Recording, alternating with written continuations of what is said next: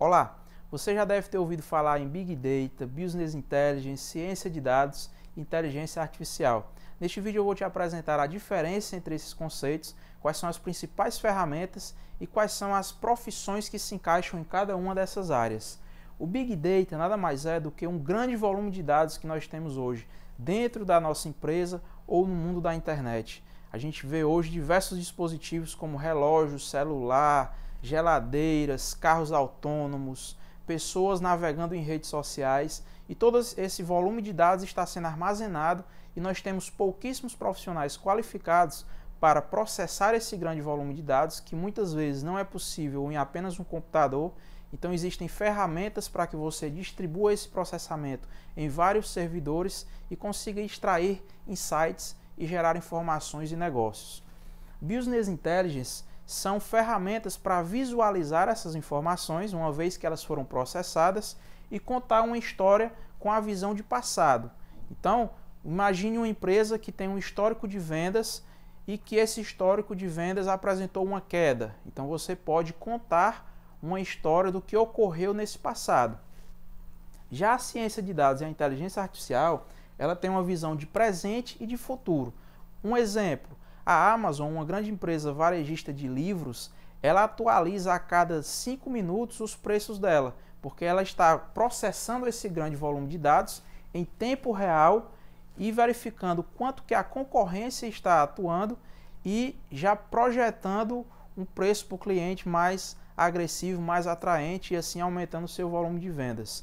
E ao mesmo tempo, com a ciência de dados e a inteligência artificial, é possível que a gente aprenda com os dados do passado e consiga ter uma previsão de futuro. Um exemplo, um cliente que tem um histórico recorrente de compra a cada 30 dias, o modelo de inteligência artificial entende isso e percebe que já fazem mais de 40 dias que esse cliente não voltou a comprar. Então ele já avisa, já alerta que esse cliente tende a ser um possível cancelamento, porque ele está com uma tendência de abandono. Então, o papel do cientista de dados é entender o negócio e saber quais variáveis daquele grande volume de dados podem ser utilizadas para que a inteligência artificial seja treinada, aprenda com o passado e já dê sugestões e insights para o que pode acontecer no futuro.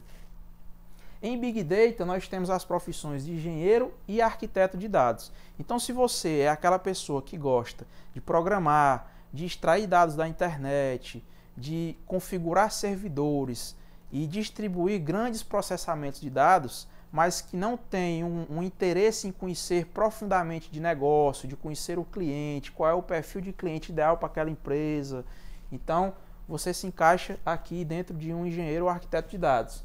Se você é aquela pessoa que não gosta tanto de programação, que não entende muito de tecnologia profundamente, mas que você gosta de analisar dados através de planilhas de Excel e gerar essas informações estratégicas para a empresa, você se encaixa bem aqui em Business Intelligence, como um analista de BI ou analista de negócios. Já se você é um profissional mais focado no futuro, com uma visão de negócio, que quer direcionar a empresa para um caminho certo, e que entende de estatística, que entende de padrões e quer treinar modelos estatísticos, modelos de rede neural, modelos de classificação, regressão, clusterizar clientes para encontrar perfis diferentes de clientes e agregar mais valor ao negócio, você se encaixa mais como cientista de dados e você vai precisar utilizar ferramentas de inteligência artificial com visão de futuro.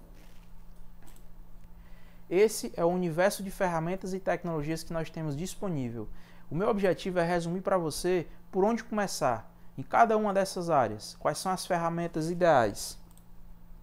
Para Business Intelligence, para a construção de painéis e indicadores, primeiramente nós precisamos obter os dados, processá-los e realizar a carga em uma base de dados para em seguida construir os painéis. Então esse processo de ETL inicialmente, nós temos o Pentaho Data Integration, o SQL Server Integration Service e o Alteryx.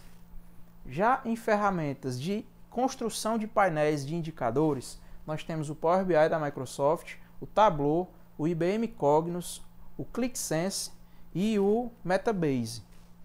O Metabase é uma ferramenta gratuita. Então, se você quer iniciar em uma empresa e você não tem verba suficiente para comprar ou licenciar uma ferramenta paga, eu recomendo iniciar primeiramente com o Metabase, é uma ferramenta bem simples de instalar e gratuita. E para armazenar os dados, nós temos o SQL Server da Microsoft, o Amazon Redshift, que é uma tecnologia de Data Warehouse na nuvem para grande volume de dados, e temos o PostgreSQL, que é gratuito. Então, se você quer iniciar os estudos com ferramentas totalmente gratuitas, sem custo, eu recomendo Pentaho Data Integration, Metabase e PostgreSQL. Se você quer trabalhar inicialmente com ferramentas que existe uma imensidão de oportunidades no mercado e que depende de profissionais qualificados nela e que a grande maioria das empresas utiliza, eu recomendo você aprender o Pentaho Data Integration, Power BI com SQL Server. Já no Big Data, nós percebemos diversas utilidades no nosso dia a dia que estão já conectadas ao mundo da internet, gerando esses milhares de dados, e nós precisamos de ferramentas especializadas para processar esse grande volume de informações. Como ferramenta, nós podemos utilizar o Hadoop, que tem um sistema de arquivos que permite armazenar essas informações em diversos servidores, processar em diversos servidores. O Spark, que depende do Hadoop, mas ele já processa essa informação em memória RAM, que é uma memória muito mais rápida. E o Hive, que nos possibilita, através da linguagem SQL, fazer esses MapReduce através do Spark e do Hadoop. Para armazenagem, nós temos o S3 da Amazon, temos o Amazon Redshift, Azure Data Lake, MongoDB e SQL Server.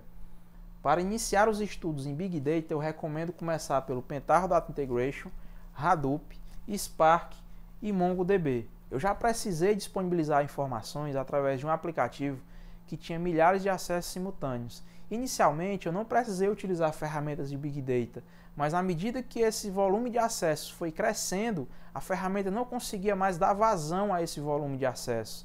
Então eu precisei utilizar ferramentas de Big Data, pré-processar a informação, guardar em formato JSON no MongoDB para que durante o acesso a informação já esteja pronta. Então eu consegui inclusive reduzir custo com infraestrutura, porque eu não precisei a cada acesso reprocessar as informações. Em ciência de dados, como exemplo, nós temos a Siri, onde nós já podemos enviar comandos de voz para ela e ela nos responde. Reconhecimento facial, então hoje os dispositivos móveis você já consegue desbloquear a tela com reconhecimento facial. Nós já temos projetos no Brasil de implantação de câmeras que monitoram o tráfego, identificam o modelo, a placa e a cor do veículo e checam na base de dados se aquela placa pertence àquele modelo e àquela cor de veículo. Identificando se aquele veículo teve a sua placa clonada, já aciona a polícia por qual rota o carro está em movimento para que a polícia recupere esse veículo. Temos reconhecimento de sexo, já temos lojas que estão implantando câmeras na entrada para contabilizar quantas pessoas estão entrando na loja e quantos por cento dessas pessoas finalizam a compra. Isso ajuda a alta gestão a perceber por que em algumas lojas a conversão é muito maior do que em outras, para replicar esse modelo para as demais lojas, aumentando assim os resultados. E por fim, como eu já mencionei, temos empresas de e-commerce que estão em tempo real analisando o preço da concorrência e atualizando seus preços. Quais são as tecnologias para a ciência de dados? Nós temos a linguagem R, que tem muitas bibliotecas estatísticas, temos a linguagem Python e temos a ferramenta Alteryx, que é uma ferramenta paga, que já possibilita você criar esses modelos de classificação, regressão, clusterização, sem escrever linhas de código. Então, para começar, eu recomendo você estudar Python, que é uma linguagem universal e que possibilita você tanto aplicar ciência de dados, inteligência artificial, deep learning, como desenvolver APIs e aplicações web. Quais bibliotecas utilizar na linguagem Python? Eu recomendo iniciar pelo Scikit-learn e pelo TensorFlow. Então era isso. Se você gostou, deixa seu comentário, curte, se inscreve lá no canal do YouTube e não perde os próximos vídeos. Até logo!